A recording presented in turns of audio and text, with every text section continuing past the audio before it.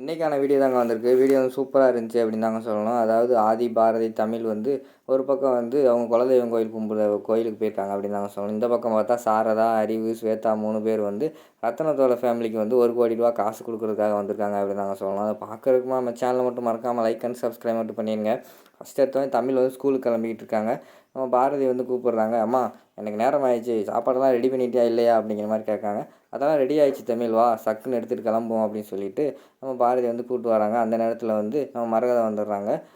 என்ன பாரதி, நீ இன்றைக்கி சாப்பாடு எடுக்கலையா அப்படின்னு கேட்குறாங்க. இன்றைக்கி நான் மத்தியானம் தான் எடுத்த போகிறேன், அமாவாசை அன்றைக்கி நான் இன்றைக்கி காலையில் போயிருக்கேன், இன்றைக்கி ஆஃப் டே லீவ் போட்டிருக்கேன், விரதத்தெல்லாம் முடிச்சுட்டு நான் மத்தியானம் தான் போகணும் அப்படிங்கிற மாதிரி சொல்கிறாங்க. ஓ அப்படியா அப்படிங்கிற மாதிரி வந்து மரகதம் கேட்காங்க. ஏன் அத்தை உங்களுக்கு தெரியுமில்ல அப்படிங்கிற மாதிரி பாரதி கேட்டோடனே, இல்லை பழசெல்லாம் நீ மறந்துட்டியோன்னு நினச்சேன் அப்படிங்கிற மாதிரி குத்தி காட்டுற மாதிரி பேசுகிறாங்க. சரின்னு சொல்லிட்டு அவங்க ஒன்றுமே பேசாமல் பாரதி அந்த இடத்த விட்டு நகர்ந்து போயிடுறாங்க. வெளியில் வந்து ரத்னம் இருக்கார். தமிழ் பாப்பா எங்கே ஸ்கூலுக்கு போகிறியா அப்படிங்கிற மாதிரி கேட்காங்க. ஆமாம் தாத்தா, நான் வந்து ஸ்கூலுக்கு போகிறேன் அப்படிங்கிற மாதிரி தமிழ் சொல்கிறாங்க. உடனே பாரதி வந்து சொல்கிறாங்க, மாமா இன்றைக்கி எனக்கு ஆஃப் டே லீவ் தான், நான் வந்து பெர்மிஷன் போட்டிருக்கேன், அதனால் நான் போய் ஸ்கூலில் விட்டு வந்துடுறேன் அப்படிங்கிற மாதிரி சொல்கிறாங்க. வேண்டாம்மா இன்றைக்கி தமிழ் பாப்பா லீவ் போட்டுருட்டோம் அப்படிங்கிற மாதிரி சொன்னேன். தமிழ் பாப்பாவுக்கு கேட்டு சந்தோஷமாகி, தாத்தா லீவ் போடவா அப்படிங்கிற மாதிரி கேட்காங்க. ஆமாம் தமிழ், இன்றைக்கி நீ லீவ் போட்டுரு அப்படிங்கிற மாதிரி சொன்னாங்க. ஐ ஜாலி அப்படின்னு சொல்லி சந்தோஷப்படுறாங்க. உடனே பாரதி வந்து கேட்குறாங்க, என்ன மாமா லீவ் போட சொல்லிட்டீங்க அப்படிங்கிற மாதிரி கேட்டவுடனே, இல்லைம்மா இன்றைக்கி வந்து நீங்கள் வந்து கோயிலுக்கு போக வேண்டியிருக்கு, அதனால் இன்றைக்கி தமிழ் பாப்பா லீவ் போடட்டும் அப்படிங்கிற மாதிரி சொன்னோடனே, என்னம்மா திடீர்னு கோயிலுக்கு அப்படிங்கிற மாதிரி சொல்கிறாங்க. டக்குன்னு அந்த சைடு பார்த்தா நம்ம ஆதி வந்துடுறாரு. ஆதி வந்தவொடனே வாங்க தம்பி அப்படிங்கிற மாதிரி உள்ளே கூப்பிட்றாங்க. உள்ளே வந்தவொடனேயும் மரகதை வந்து குத்தி காட்டி பேசுகிறாங்க. மத்தியானம் தான் பாரதி தான் அங்கே வந்துடுவாள் ஆஃபீஸுக்கு, அதுக்குள்ளே பார்க்க வீட்டுக்கு வரணுமாக்கும் அப்படிங்கிற மாதிரி சொன்னோன்னே, ஏய் தம்பி நான் தான் வர சொன்னேன், உனக்கு ஒன்றும் தெரியாது, நீ பேசாமல் இரு அப்படிங்கிற மாதிரி ரத்னம் சொல்லிடுறாரு. ஒரு நிமிஷம் இருங்க தம்பி, இந்த வாரேன் அப்படின்னு சொல்லிட்டு வீட்டுக்குள்ளே போய் ஒரு மஞ்சப்பை எடுத்துகிட்டு வராங்க. தம்பி இது இந்த காணிக்கை வந்து எங்கள் குலதெய்வத்துக்காக நான் வேண்டினேன், அதுவும் பாரதிக்காக வேண்டி வச்சுருக்கேன், இதை நீங்கள் 3 பேர் சேர்ந்து போய் இன்றைக்கி அந்த உண்டியலில் போட்டு வந்துடுங்க அப்படிங்கிற மாதிரி சொன்னோடனையும் நம்ம மரகதை வந்து கேட்காங்க, ஏங்க வேண்டுனது நீங்கள் தான் வேண்டியிருக்கீங்க, அப்போனா நீங்கள் தான் போய் போடணும் அப்படிங்கிற மாதிரி வந்து மரகதம் சொல்கிறாங்க. உடனே ரத்னம் வந்து சொல்கிறாரு, வேண்டினது என்னமோ நான் தான், ஆனால் நான் யாருக்காக வேணேன்னா பாரதிக்காக வேணேன், அதனால் பாரதி போடுறதுல ஒன்றும் தப்பு கிடையாது. இந்தாம்மா பாரதி, என் மகன் வாசு போனதுக்கப்புறம் உனக்காக தான் நான் அந்த காணிக்கை சேர்த்து வச்சேன், இதுதான் கரெக்டான நேரம், நீ கொண்டு போய் உண்டியலில் போட்டுருமா அப்படிங்கிற மாதிரி சொன்னேன். ஆமாம் எனக்கு ரொம்ப சந்தோஷமாக இருக்குது, ஒரு காலத்தில் வந்து நீங்கள் என்கிட்ட பேசுவீங்களா பேச மாட்டீங்களான்னு கவலையில் இருந்தேன், ஆனால் இப்போ பார்த்தீங்கன்னா நீங்கள் எனக்கு ரொம்ப நல்லது செய்கிறீங்க, உங்களை நினச்சா எனக்கு ரொம்ப பெருமையாக இருக்குது மாமா அப்படிங்கிற மாதிரி வந்து பாரதி சொல்கிறாங்க.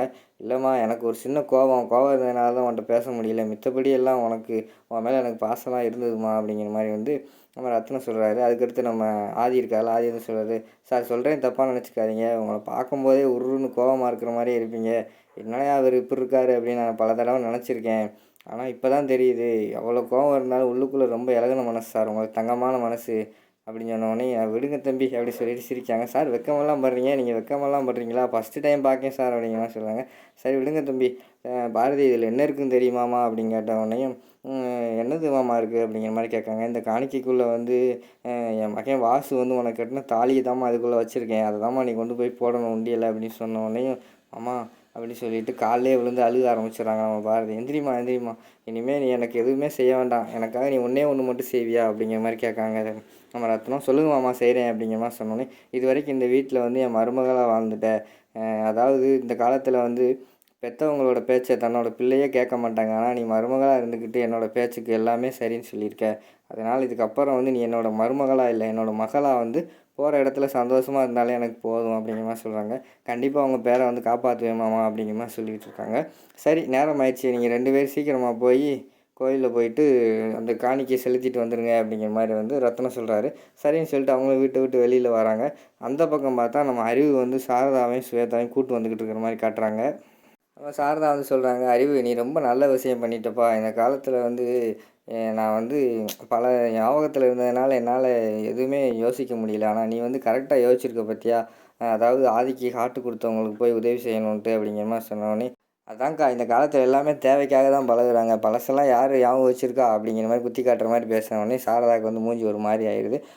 அக்கா சாரிக்கா, நான் சாதாரணமாக தான் பேசினேன், பொதுவாக மன்னிச்சிருக்கா அப்படிங்கிற மாதிரி சொன்னோடனே, இல்லைப்பா நீ சொல்கிறது கரெக்டு தான், இந்த காலத்தில் உள்ள மனுஷங்களே அப்படி தான் தேவைக்காக தான் இருப்பாங்க அப்படிங்கிற மாதிரி சொல்லிவிட்டு அவங்களும் ஒரு சைடு அங்கிட்டு கூடி காரில் வர்ற மாதிரி காட்டுறாங்க. இந்த பக்கம் பார்த்தா டக்குன்னு நம்ம ஆதி வந்து காருக்கிட்ட நிற்கும்போது பாரதி வந்து சொல்கிறாங்க, தமிழ் நீ பின்னாடி போய் உட்காரு, அம்மா முன்னாடி உட்காந்துக்கிறேன், முன்னாடி வந்து உனக்கு ஏசி காற்று நிறைய வரும், ஏசி காற்று நிறைய வந்தால் உனக்கு ஒத்துக்கிறாது, சளி பிடிக்கும், நீ பின்னாடி போய் உட்காந்துக்கோ அப்படிங்கிற மாதிரி சொல்கிறாங்க. அம்மா நான் முன்னாடி தான் உட்காருவேன். எனக்கு என் ஃப்ரெண்டு வந்து ஏசி எப்படி ஆஃப் பண்ணணும்னு சொல்லிக் குடுத்துருக்காரு. நான் ஆஃப் பண்ணிக்கிருவேன் அப்படிங்கிற மாரி சொல்கிறாங்க. ஐயோ!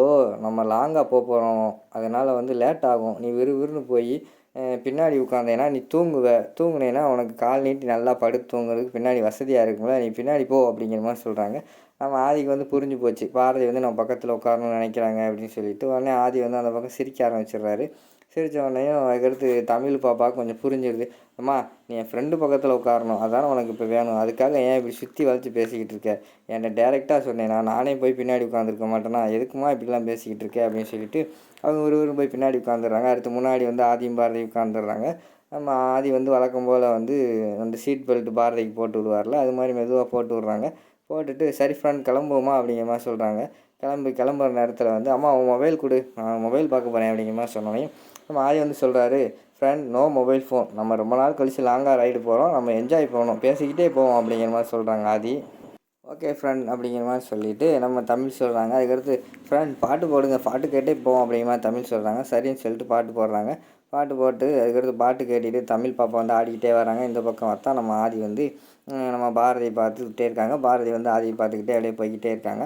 அடுத்து அந்த பக்கம் பார்த்தா நம்ம அறிவு சாரதா அவங்கள காட்டுறாங்க. சாரதா வந்து சொல்கிறாங்க, ஏப்பா இது காஞ்சிபுரத்துலல இந்த ரோடு வருது, இந்த ரோடு நான் அடிக்கடி வந்த மாதிரியே இருக்கேப்பா அப்படிங்கிற மாதிரி சொல்லிட்டே வராங்க. ஆமாக்கா அவங்க இந்த ஏரியா தான் இருக்காங்க அப்படிங்கிற மாதிரி சொன்னேன். அப்படியா பாரதி உங்கள் ஏரியா தானே, அவங்க ரொம்ப நல்லதாக போச்சே அப்படிங்கிற மாதிரி சொல்கிறாங்க. ஆமாக்கா இன்னும் கொஞ்சம் நேரம் மட்டும் உட்காருக்கா, அன்றைக்கி நான் உங்களுக்கு சீக்கிரமாக கொண்டு போய் அவங்களோட ஃபேமிலியில் உன்னை வந்து காட்டிடுறேன் அப்படிங்கிற மாதிரி சொல்கிறாங்க. அதான்ப்பா இந்த ரோட்லலாம் நான் அடிக்கடி வந்த மாதிரியே ஒரு ஃபீல் இருக்குப்பா அப்படிங்கிற மாதிரி சொல்கிறாங்க. சரின்னு சொல்லிவிட்டு அவங்க அந்த சைடு கார் ஓட்டிக்கிட்டு வந்துக்கிட்டு இருக்காங்க. அங்கிட்டு பார்த்தா நம்ம ஆதி பாரதி எல்லாருமே கோயிலுக்கு போயிட்டாங்க. கோயிலுக்கு போன உடனேயும் கோயில் வந்து சூப்பராக இருக்குது அப்படிங்கிற மாதிரி வந்து ஆதி சொல்கிறாரு. ஆமாம் ஆமாம் ஆதி, நான் வந்து இங்கே 2 3 டைம் வந்திருக்கேன் அப்படிங்கிற மாதிரி பாரதி சொல்கிறாங்க. சரி இதான் அந்த லொக்கேஷன், இருங்க நான் வந்து வந்துடுறேன் அப்படின்னு சொல்லிட்டு பூக்கடைக்காரக்காட்ட போய் ஆதி வந்து காசு கொடுத்துட்டு, அக்கா நான் சொல்கிற மாதிரிலாம் சொல்லுங்கள் அப்படிங்கிற மாதிரி சொல்லிவிட்டு அவங்களுக்கு நம்ம பாரதிக்கும் தமிழுக்கும் தெரியாமல் சில விஷயங்கள்லாம் சொல்லிட்டு வந்துடுறாரு. வந்தோடனே கேஷுவலாக வந்துட்டு நம்ம பாரதியையும் தமிழையும் கூப்பிட்டு வாங்க உள்ளே போவோம் அப்படிங்கிற மாதிரி போகிறாங்க. அந்த பூக்கடைக்காரக்கா பக்கத்தில் போனோடனே பூக்கடைக்காரக்கா தம்பி நில்லுப்பா அப்படிங்கிற மாதிரி கூப்பிட்றாங்க. என்னக்கா அப்படிங்கிற மாதிரி வந்து ஆதி கேட்காங்க. ஏன்ப்பா இவ்வளோ அழகாக பொண்டாட்டி வச்சுக்கிட்டு ஒரு பூ கூட வாங்கி கொடுக்க மாட்டேங்கியப்பா, பூ வாங்கி கொடுப்பா, எவ்வளோ லட்சணமாக இருக்குது, உங்கள் ஜோடி பொறுத்த வேறு சூப்பராக இருக்குது அப்படி இப்படின்னு என்னென்னமோ சொல்லிக்கிட்டு இருக்காங்க. அதாவது இந்த காலத்தில் வந்து நகைக்கு நிலத்துக்கு ஆசைப்படாத பொண்ணு கூட ஒரு முளை பூவை பார்த்தோன்னே உலகமே கிடச்ச மாதிரி நினைப்பாப்பா, நீ ஒரு பூ வாங்கி கொடுப்பா அப்படிங்கிற மாதிரி சொல்கிறாங்க. அதுக்கு அதை வந்து பாரதி வந்து தெரிஞ்சு போகுது. அக்கா எவ்வளோக்கா வாங்கினீங்க அப்படிங்கிற மாதிரி கேட்காங்க. அந்த அக்கா திருன்னு முழிக்காங்க. எனக்கு எல்லாம் தெரியும், அது எங்களை அங்கே நிற்க வச்சுட்டு நீங்கள் வந்து காசு கொடுத்தெல்லாம் பார்த்துட்டோம் அப்படிங்கிற மாதிரி சொன்னோடனே ஆதி வந்து கேஷுவலாக அப்படியே அங்கிட்டு இருக்கிற மாதிரி காட்டுறாங்க. அடுத்த சீனில் வந்து நம்ம ஸ்வேதா எல்லாருமே வந்து இங்கே வந்துட்டாங்க, நம்ம ரத்ன வீட்டுக்கு வந்துட்டாங்க. இது வந்து பாரதியோட வீடு அப்படிங்கிற மாதிரி வந்து சாரதா கேட்காங்க. அக்கா வாக்கா சும்மா வா, ஒரு விஷயம் இருக்குது அப்படின்னு சொல்லி உள்ளே கூப்பிட்டு போகிறாங்க. உள்ளே வந்து நம்ம ரத்னம் வந்து வாசுவுக்கு விளக்கு ஏற்றிக்கிட்டு இருக்காங்க. இவங்க அதை பார்த்து நின்றுக்கிட்டு இருக்கிற மாதிரி காட்டுறாங்க. அதோடு பார்த்திங்கன்னா அந்த எபிசோடே முடிச்சிடுறாங்க.